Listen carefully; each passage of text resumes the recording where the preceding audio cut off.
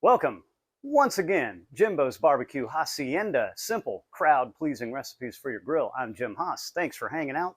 We got a Thanksgiving special coming up this time around.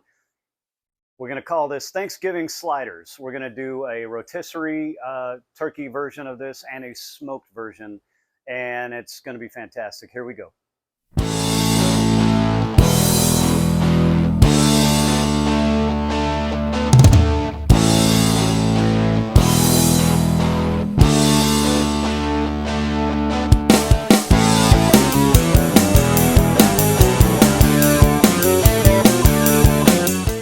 All right, Thanksgiving sliders. What are we going to need for this? This is the first time I'm trying this out. I have an annual cooking event I do every year called the Turkey Palooza out in Portland, Oregon, and decided to try something a little different.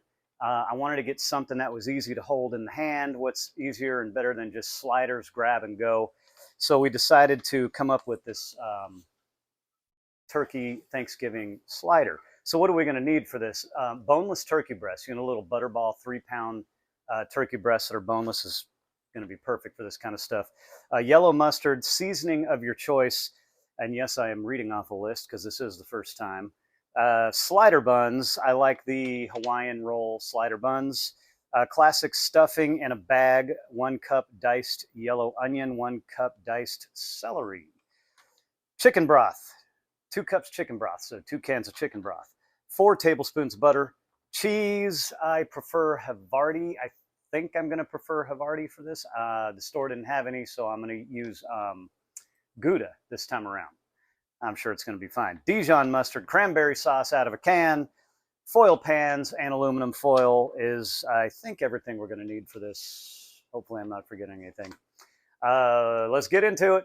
Here we go. This recipe I'm going to show you is going to make about 30 to 40 sliders. So yeah, you're going to get plenty of food. This is great for large gatherings. Thaw and pat dry the turkey breast. We're using yellow mustard as a binder. I've heard a few times from a few different sources now, including competition barbecue guys, that yellow mustard is great for turkey or chicken. There's something with the acidity of the mustard. It completely burns off. You don't get any mustard taste, but it adheres the seasoning to the poultry really nicely. Make sure you got all sides of the turkey breast covered, and then give it a good coating of seasoning. Again, seasoning of your choice. I tend to go with a salt, pepper, garlic blend. In this case, I'm going with my old standby extra Cajun, XTRA, Cajun.com. Check it out. Give it a generous coat of seasoning. Let it sit for 10 minutes or so. Flip it over, do the other side. The smoker is dialed in at 250 degrees Fahrenheit. Figure about 4-hour smoke time for a 3-pound breast. Okay, time to prep the gas grill for the rotisserie portion of this whole thing. I've got enough grill space. I'm actually going to do the rotisserie on one half of my grill and then use the other half to do the stuffing right there on the grill. If you don't have enough grill surface to do that, you can always do the stuffing in your indoor oven and you'll be good to go. I'm going to get this turkey breast on the rotisserie rod. What's nice about these Butterball boneless turkey breasts, they come with netting right out of the package. It kind of acts like a cooking twine, holds everything together. Leave that netting on there for the cook, makes everything really nice and convenient. Now, before I put the rotisserie rod in place, I'm going to use a foil pan with some water, seasoning, and some chopped up onion.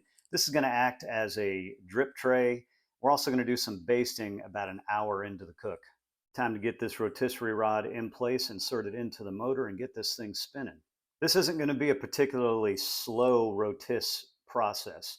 My rear burner burns extremely hot. It's a rear rotis ceramic burner, very directional heat. So on a 3-pound breast like this, it's only going to take about an hour and a half. After the bird's been spinning for about 30 minutes, we're going to start our stuffing. I'll be doing this over the 2 main burners on the far right of my grill. They are going to be on a low flame setting. You want to coat a foil pan with some nonstick cooking spray, drop in your diced onion and celery, and add 4 tablespoons of butter. Stir this up occasionally. Once the celery and onions are just slightly translucent, we want to add our 2 cans of chicken broth.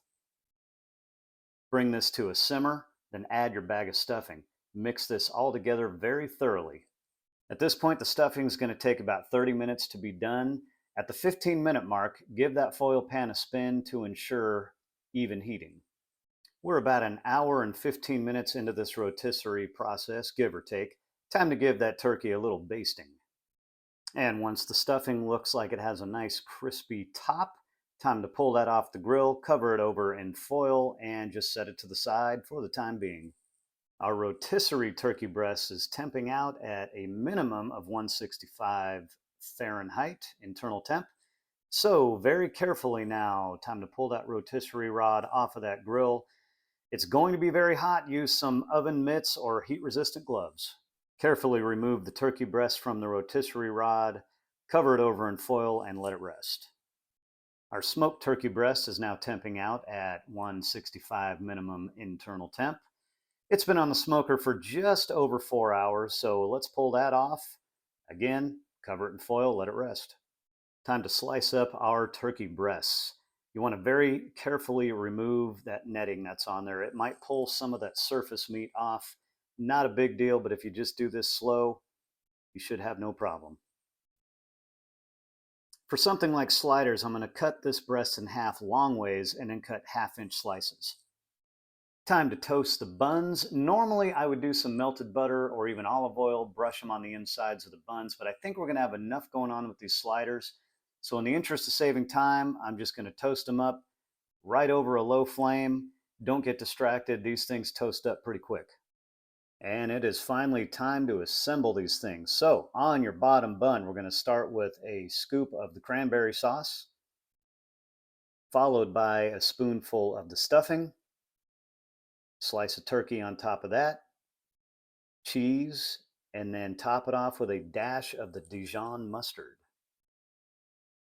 Add the top bun to the sliders. We're going to put all these back in the foil pan, actually set them back in the grill over low flame just for a couple minutes and melt everything together really nice.